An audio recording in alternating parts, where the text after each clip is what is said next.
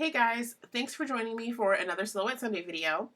Before I get started with this little tutorial, I just wanted to say thank you for all the get well wishes that you guys sent last week.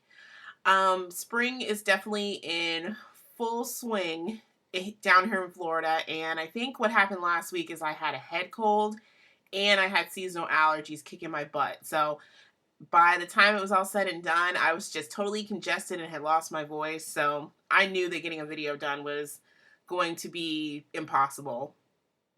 But anyways, I'm glad you guys are enjoying the file that I gave away last week while I was under the weather. And that file that I gave away, I actually got two very specific questions about it. The first one was, what was the font that I used?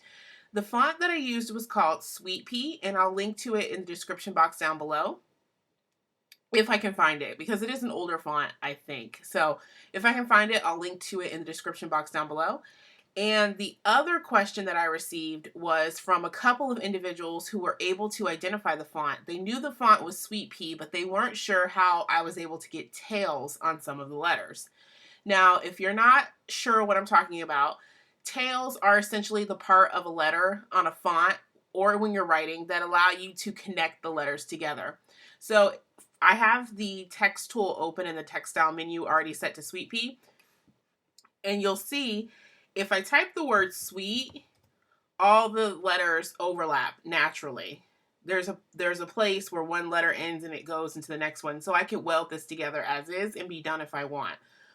But with this particular font, there are actually some letters when they appear that don't have tails, and you'll have to add them if you want them attached. So that's what I'm going to show you today.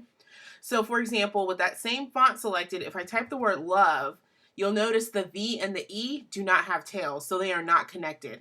Now this is fine if you want it to be separate, you can leave it separate, but if you really would prefer for it to be connected, if you're using it for a mask or if you just want it to all be one word, you can make a tail yourself, and it's using the smooth pen tool on the left hand side of the screen. So the first thing I'm going to do is actually make this bigger so it's easier to see for everyone, and this is where I'm going to add my tail. So over on the left hand side I have two options. One of them says draw freehand and the other one says draw smooth freehand. Now I tend to gravitate towards the smooth one because this one kind of corrects for the little jaggedness you may have in your hand. Now, this is a little bit harder if you're using a mouse.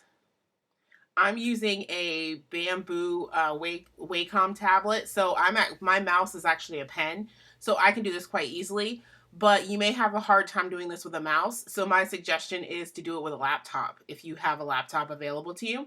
But anyways, to add this tail, I'm going to select the freehand tool, and all I have to do is actually draw something to connect these letters. So you'll see that it's going to auto smooth out just like that. And this is just a line. So to get something that looks more like the other letters in the word, I'm going to select that little line and go down to the offset menu here and select it, and it's going to be huge, much bigger than what I need it to be. So I'm just going to shrink this down to a size that looks similar to the other tails in the word.